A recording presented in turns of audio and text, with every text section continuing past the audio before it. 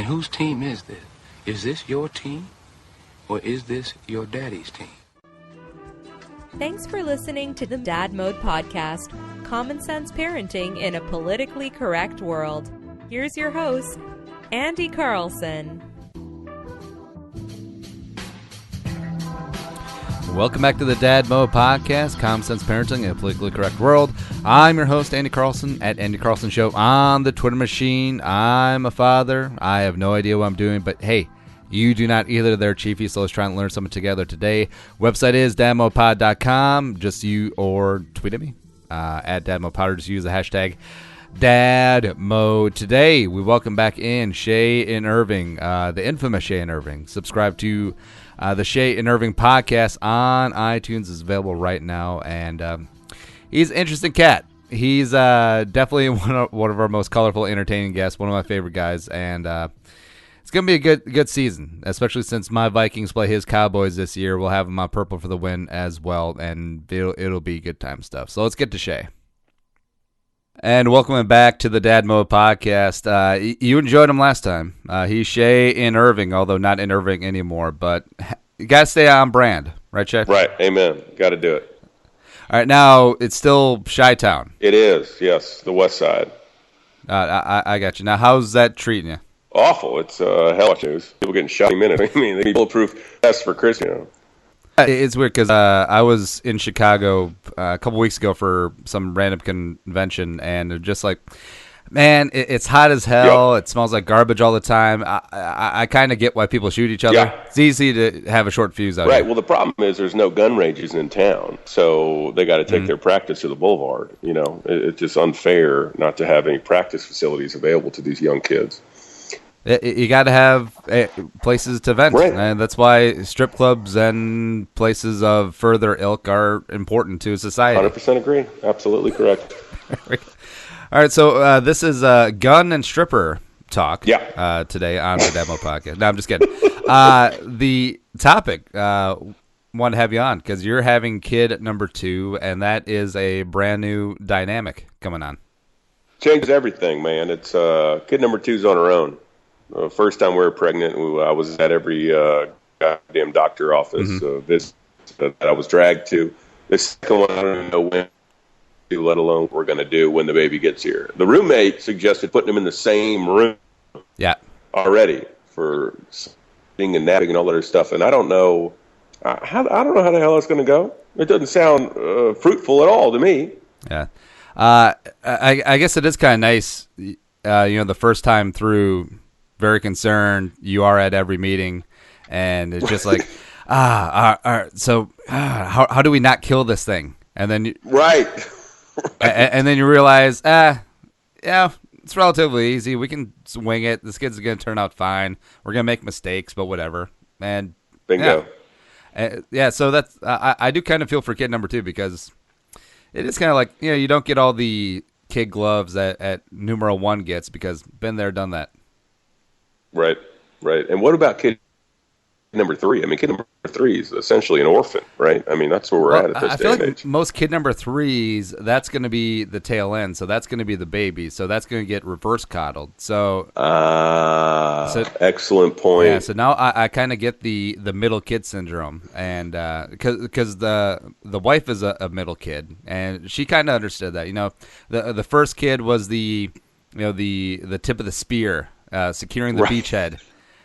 Kid number 2 is like, whatever. And then kid number 3 is like, oh, that's our little baby. That's our doting one now. Right. Yep. Right. Kid number 2 is a conscientious objector. Yep. And kid number 3 is the doter. Right. Yep. Okay.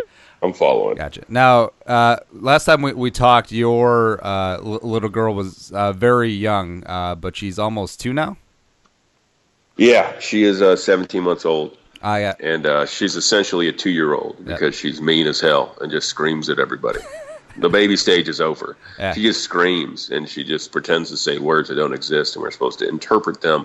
It's like freaking Sanskrit or some shit. Like, I don't know what the hell you're saying. You're a baby. Like, this isn't fair. Now, but she starts yelling. Does she come out with any like clear English words, or is it all like speaking in tongues?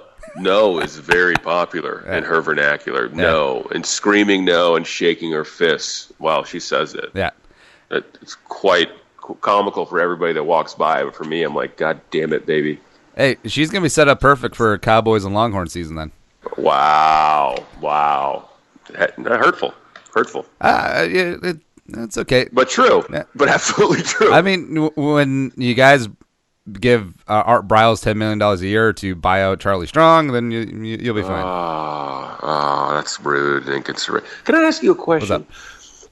How stupid is Jerry Jones on a scale of, convalescent to dead for not going after a veteran backup quarterback because Dak Prescott had a good half of football? It's going to be a shell game, mainly. And am I the only one that thinks that's insanity come to flesh? The kid did have a good half, except you're not gonna base the season off of that, especially given Romo's recent string of health. Oh my God, the dude's a walking. He's gonna die. They're gonna kill him on the field. And Dak Prescott's supposed to be the answer. Well, would you rather have Dak or 6'0" left-handed Kellen Moore out there? No. Kellen Moore can go back to Home Depot where he belongs to start stocking shell and does not belong in professional football setting, period. Well, it's good, though, because you could have gone after Nick Foles a little harder. Yeah, which is odd. He's the Dallas kid, and you think that would be a nice story. The kid's, he's 6'5", he's had a good year. Texas. Yeah, let's go, man. And then Andy Reid went and gobbled him up like a pack of M&Ms. Son of a bitch. And he literally has 5 quarterbacks. Anyways, but... All right, so that's we'll save that for the actual football podcast, which yes. we will have you on later on the season on Absolutely. Purple for the Win, because the Cowboys are. Wait, do we play down there or are you up here? I think you're down there this time. Gotcha, but I'm not positive. It doesn't matter. Well, we'll see what happens. But all right. With the kid stuff, what was the biggest change besides you quit smoking cold turkey? I remember that. Yeah, that happened.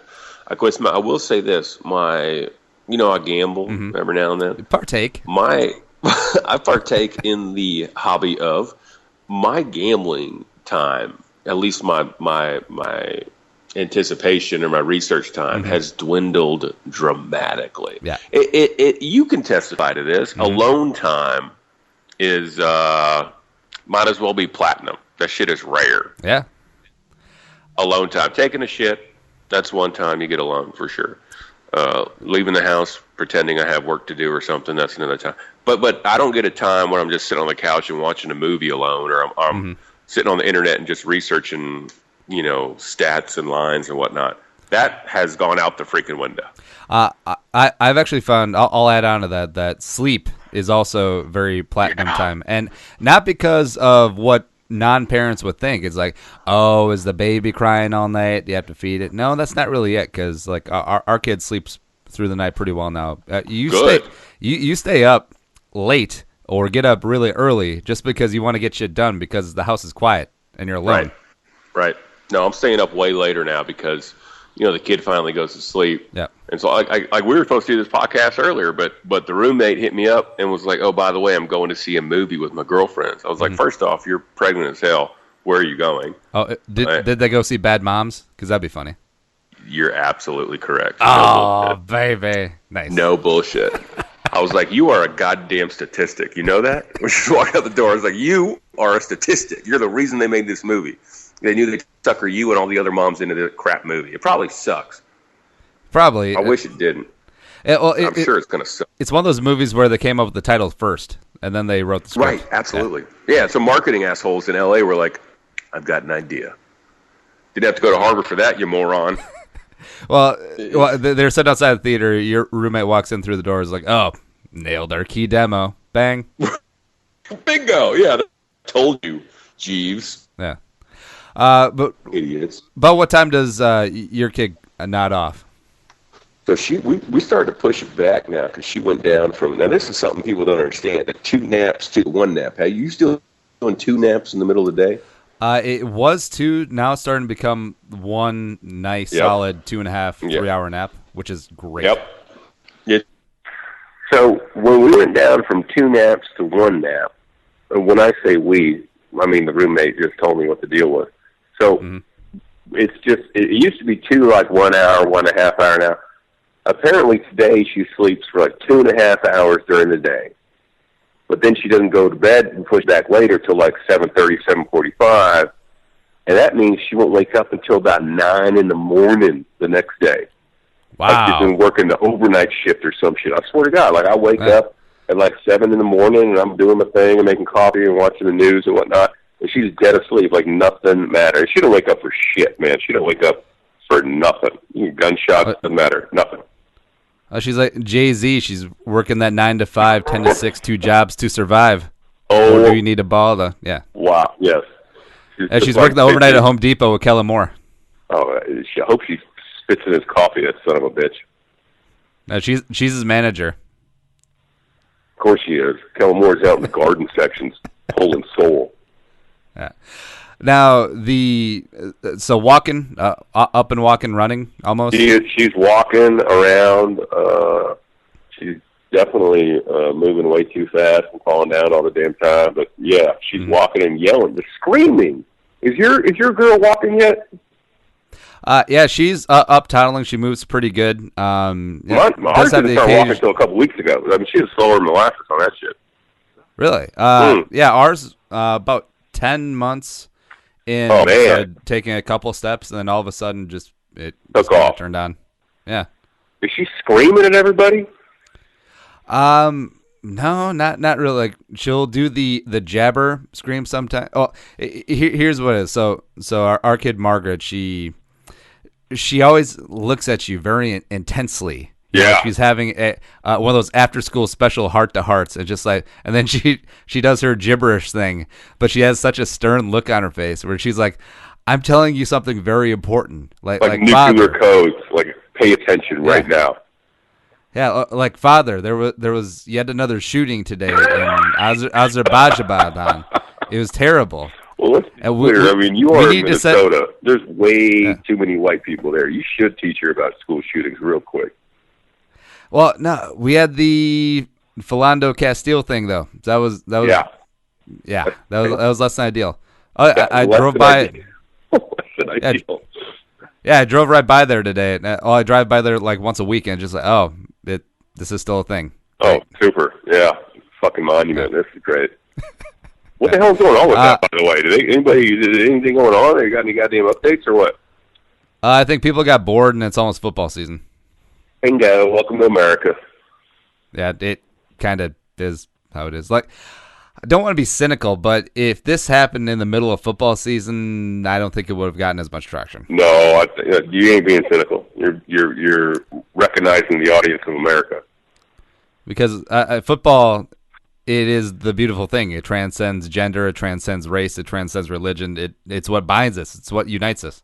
In this country, it sure shit is. Yeah, damn straight. Now the kids.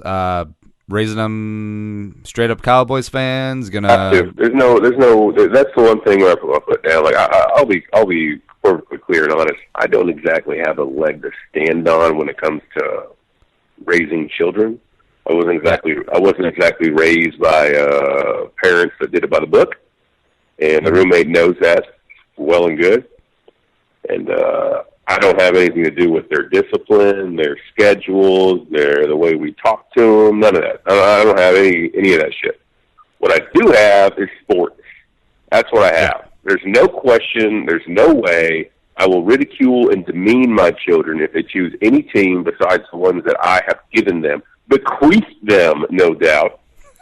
And if they try and say, oh, I like Tom Brady because he's cute, I'm going to turn the fucking TV off and ground them. Like, that's the end of the story. Oh, well, that's tough love. Well, at least it'd be better than an NFC East team. Any other? I really don't understand. If you're a fan, you are an actual fan of a team, and your daughter grows up or your son grows up and is like, I like Tom Brady because he's cool. How do you not just shut that shit down immediately? How do you not just smack him around? Who the fuck do you think you are? You got a job? You're paying your own bills? What are you doing? You're not a Tom Brady fan. Not in this house, you're not. Who's buying in the Tom Brady? Who's buying in the Patriots shirt? That's all I want to know. Who's buying in the Patriots? I sure shit ain't. I think it is the generation of parents who try to be their kid's best friend as opposed to their parent. That's why you see so many kids run around in the Cam Newton jerseys or the Seahawks jerseys, and even though you live in Aliquippa or Albuquerque, right? I'm a Cam Newton fan. Yeah, it's great. Yeah, I don't know. Like, I'm probably not as fanatical about my teams as you are, but it would kind of. Well, I'm just waiting for the teenage years, and Margaret just shows up rocking the Brett Hundley jersey for the Packers. Yeah, when he takes over. So kid number 2, is that going to be it? Going for 3, 4? No, I think we're done. I think we're done. I mean, what are y'all doing? The wife wants 4, but 4? yeah, 4. She's always wanted a big family. I'm one of 4. I'll testify. It was a shit show growing up. Yeah, I kind of understand it. Like, I can't. I'm just thinking about what the grocery bills are going to be, especially if a couple of those kids are boys, right in the teenage years. Yeah, it's great. Going through 6 gallons of milk a week. Easily. Fantastic. Yeah. That'll be tough by then. I think we're done with 2, man. I think we're done. You gotta focus. This is what I always was told, and I'm one of 4, so I know how failures happen. But when you have 2 kids, and as long as you don't get divorced, you can maintain a man-on-man defense. You're not going zone. You go zone, somebody's always breaking up over the top. You know, it's going to be a Cordarrelle Patterson, or probably not him because he'll be cut sooner rather than later. But if Stephon Diggs, somebody's taking the top off, okay? Yeah. You can't have zone defense. Somebody always gets through. When somebody gets through, Harambe gets shot. That's what fucking happens, all right? Always goes back to Harambe. I love that that's become a meme and a trope now. It's hilarious. I love it. Yeah. It's just like, man, you know, I wish Harambe would have made. If you have 4 kids, 4, you're never going to stop working, ever. Yeah. Well, see, I think the wife believes in myself that we'll be able to get to the point where we'll be financially able to have 4 biological kids, maybe even adopt a couple of kids, like blindside style. Yeah. Wow. That would be a lesson I'm willing to take, blindside adoption. I like that. Yeah. I mean, as long as the kid's like 6'8" and has got nimble feet, can play some left tackle. Yep. Sign me up for a dad. Absolutely. Long arms. Also, that's the key. It's all about the reach at the left tackle spot nowadays. Right. Of course. But it's 2 girls going forward. Any regret? No son, or just rolling with your posse? I think that Jesus did a smart thing by not giving me any boys. I think I would supremely ruin a young man's life if he was given to me biologically. Right. I'd have him boxing at 3 years old. I'd be teaching him how to dip at 6 years. It would be bad. I'm meaner. I even find myself to my friends' children who are boys. And looking back, I'm like, why was I mean to that kid? I wasn't necessarily mean, but I'm just colder or sharper with the boy than I am with the girl. A little girl, you know, she can do no wrong. But a little boy, I'm like, listen, you little shithead. Don't you look at me that way. What are you talking about, too? You got to teach him right. You little potlicker, I'll put you in a microwave. Yeah, damn right. You want to go bad? You want to get on the oven on broiler, you son of a bitch? No. But I'm just ruder to boys because, I don't know, I think discipline matters. I'm old school and stupid, but I was disciplined that way, and I think it helped me. Maybe it didn't, looking back on it. But little girls don't need that kind of... I don't know, my daughter doesn't do shit wrong. She yells at me in the face, but she doesn't... If I tell her, hey, don't touch that electrical socket, she won't do it. Little boy will put his penis in the damn thing. Yeah, well, he'll at least do it twice, just in case the first time was a fluke. Yeah, he'll piss on it and be like, what does electricity mean? That's what he'll do. And you know, since we both have a daughter, it's like I've definitely, it's definitely the little princess syndrome. You know, trying to balance it out, especially as she gets older, and make sure she's not one of these prissy like MTV like style chicks. But of course. Yeah, at the same time, I mean, it's a girl. It's your little girl. That's the thing that gets you. And here's the other thing that gets me is Freud. You know, Freud says you want to date your father. So that means that I can't be a piece of shit in front of her. You know what I mean?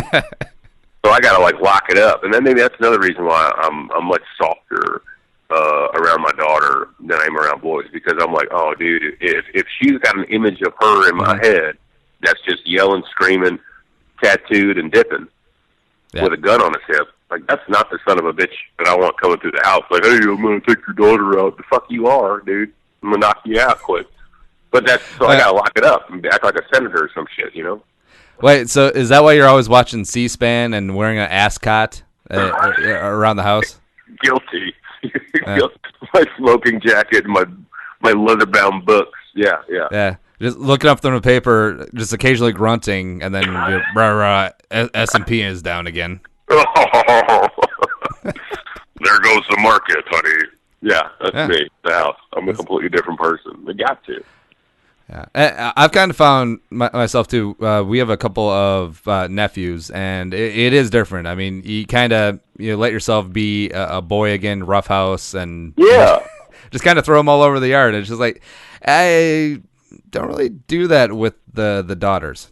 No, he doesn't have to. Yeah, my brother, I got two brothers. One of them's got a kid that's 3 months younger than our kid. Yep. And the other one's got a kid that's like a week younger than our kid. And it's a boy. He's a week younger and he's a boy. And he's a big son of a bitch. I mean, this son of a bitch, this was like an 11-pound baby. He is a monster. Monster. I'm really hoping that was a C-section. Yes, it was, because they had twins before him. Wow. And they C-sectioned the twins, so they were like, hey, we're C-sectioning this big son of a bitch. No questions asked. Like, doctor was like, no, you don't have a choice. But he's a monster. And he's a freight train. And he's a damn freight train. And you can kick him in the head. I swear to God, he could throw a baseball at this kid's head at 100 miles an hour and bounce off like a plate of gold. It's a beast. He's a machine. But he's happier than a pig and shit anywhere he goes. He's just got a bowling ball. They're just a complete and total bowling ball. And it's just complete difference when interacting with him versus interacting with the daughter.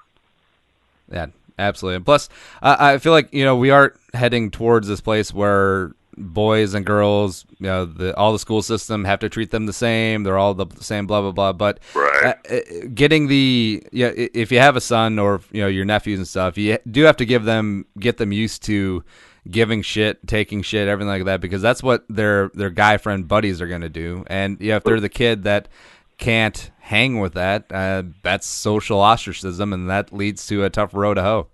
School shootings is what that leads to. Damn it! It leads to him bringing a gun to the school and shooting everybody up because he's a nerd in the corner. That's going to happen. You're not wrong. I'll say that you're not wrong. Not entirely. No, I'm not. Yeah. All right, so with the daughters, I've had this discussion with the wife many times. What age first sip of beer? Oh, beer. I mean, 13, 14. Yeah, see, that's why I'm trying to pitch too. And even once they get to like 17, 18 years old, and it's just like, well, I want my kid to know like what her tolerance is. Right. Like, I want her to know if after half a beer or half a wine cooler, if she's a blackout drunk. Like, I think that's important for a person to know, especially a young lady who's going off to college and all of a sudden... She should figure that out in the house with some good guidance versus figuring out in some dude's fucking basement.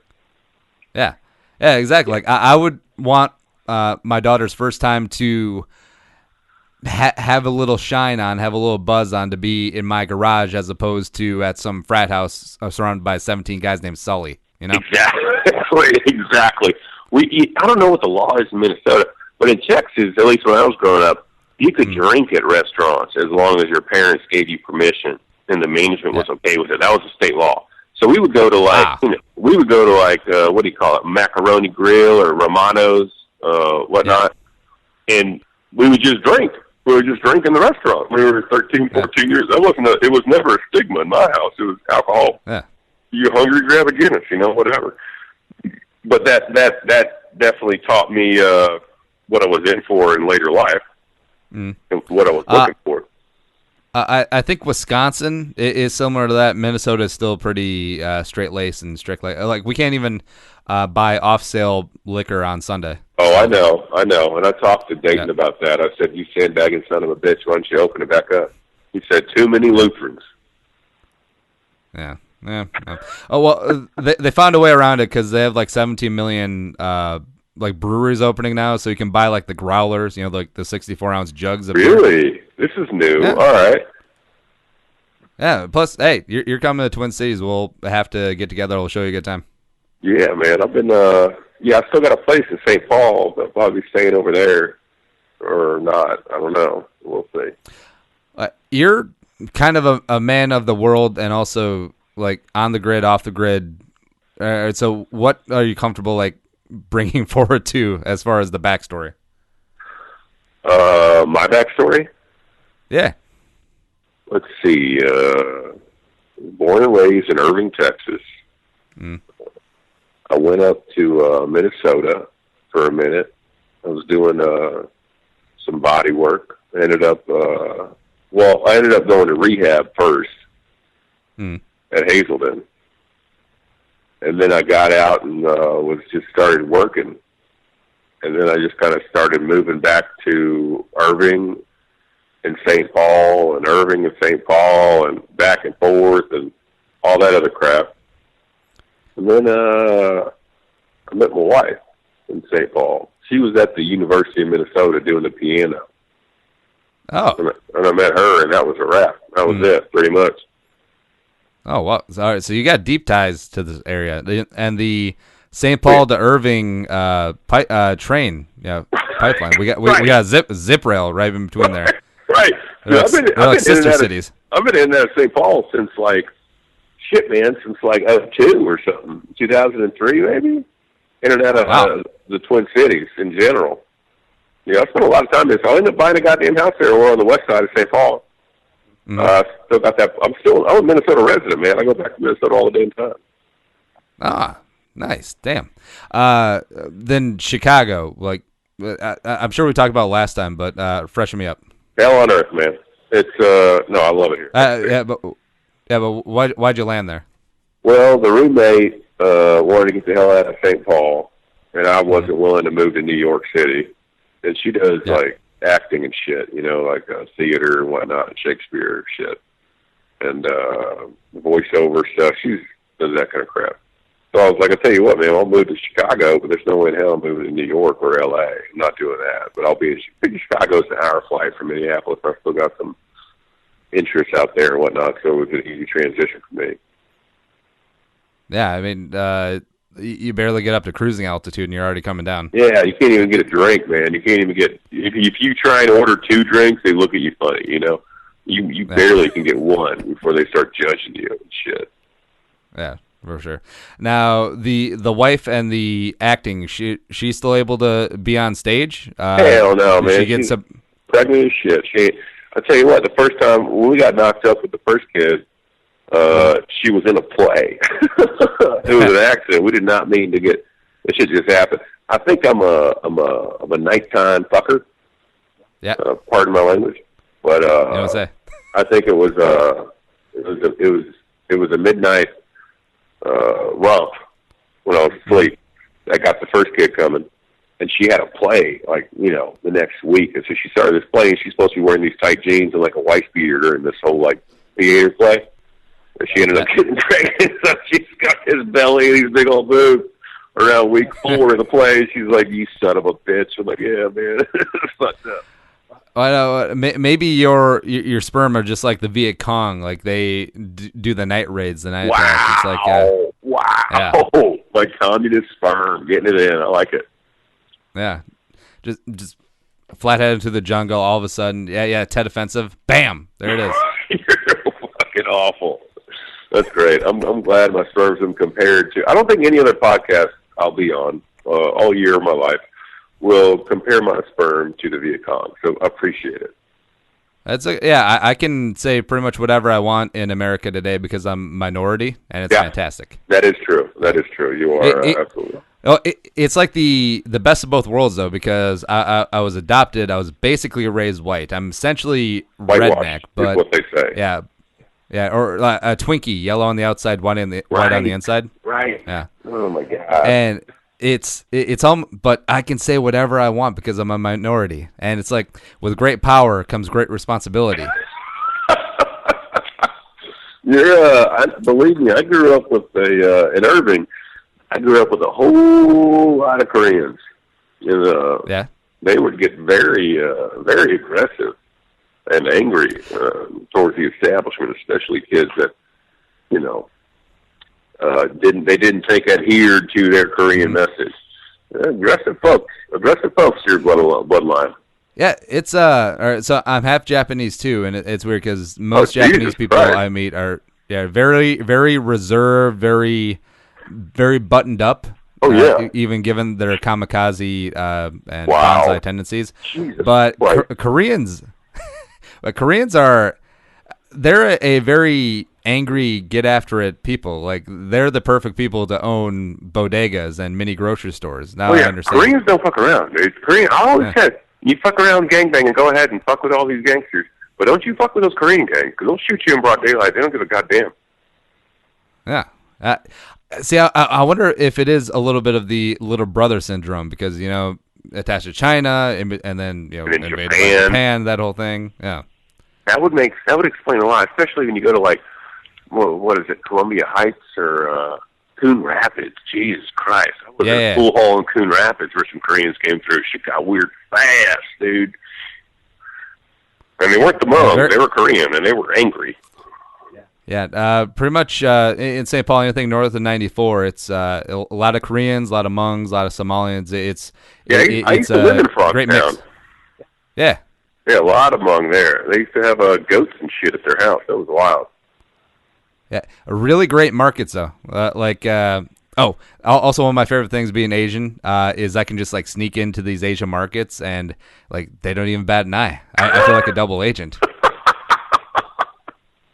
I just come in, buy all this fish paste and all these really random things that Cub Foods or Hy-Vee doesn't sell. I'm just man, I just bought all this stuff for $10. Nice. Dude, that market they had in Frogtown right off the university, University of Dale, they had this big-ass market on Sundays or whatever there. But then they got that banh mi place. God, I don't know if it's still there or not, but this banh mi, amazing sandwich and soup joint. This is before anybody knew what banh mi was. It was on University and Dale, or University and Rice. It's right there, between Rice and Dale. Yeah, I think they opened up a banh mi right next to the Gopher Stadium now. So, right down Diggitown. Shit. Yeah. Yeah, college kids love that shit now, but they didn't know about it 10 years ago. 10 years ago, you walk into the place and it was nothing but Asians. They wouldn't know. It was you and Asians. Yeah, the gringos are literally opening their eyes to Asian food. And that is for a the first fantastic time thing. ever. Yeah, it's good. Oh, dude, we used to get stoned and eat those, eat the seaweed sheets. Mm-hmm. Oh, the nori? Put that thing on a hot plate. Yeah, dude. You put that on a hot plate for 10 seconds each side, boom. That's the best munchie in the planet. Yeah, it's good because it's definitely being gentrified. Because if you go to Trader Joe's, they sell those now in little packs. Oh man, get out of here! Are you kidding me? And they have a wasabi one where it's got wasabi dust on it. Those are pretty good. Really? Yeah. Trader Joe's. I might have to check that out. Yeah. Well, let the roommate check it out for me because that's sure as shit. That's one thing I do want to stress as far as potential fathers go. You need to understand failure and make sure that your baby mama sees you failing constantly because less responsibilities will be put on your plate. Well, I always like to do but you do it so much better than me. Bingo. Like laundry. I'm terrible at laundry. This isn't a sexist thing because I do all the cooking around the house because the wife's she can cook, except I'm just way better. And it's a good trade-off though because I'll cook, I'll clean up the kitchen, I'll clean up after myself, that whole thing. But laundry, that's all you, babe. Yeah. Yeah, I don't know which one's the washer, which one's the dryer, and I don't mean to be sexist neither. I just don't fucking know. Yeah. So, here's what you do. If she ever pressures you into doing the laundry, make sure you've saved up an emergency ball of lint. Keep it out in the out in the shop or something. Just all of a sudden, just put that thing right next to the vent. Maybe just do a little kindling and we'll spark that thing up. Make sure she sees a little smoke coming. I was like, I don't know what I did. What happened? It's a house fire. We're all gonna die. Oh, you got to remove the lint trap. I tried to do that in military school once, and tried to start a fire with the lint. We just kept putting lint into that lint drawer, and they caught us. But we almost burned down the barracks. That was close. And that was Shea. You heard we had a couple of technical difficulties, but we worked it out, tried to clean up some of that audio. I think we're good to go. Subscribe to the Shea and Irving podcast. He'll talk about gambling. He'll talk about football. He'll talk about his kids as well. 2 kids. That's double the workload. I like his man-to-man defense reference to you. That goes around a lot. I think it makes a lot of sense. It's pretty good. But we're out of here. Subscribe on iTunes, on Stitcher, and also on iHeartRadio to the Dad Mode podcast. But we're gone. Until next time, be a man, be a father, and go Dad Mode. We'll talk to you later. Think the episode you just heard is worth $1? Well, send it our way. Visit dadmodepod.com/support to find out how. Be a man, be a father. Go Dad Mode.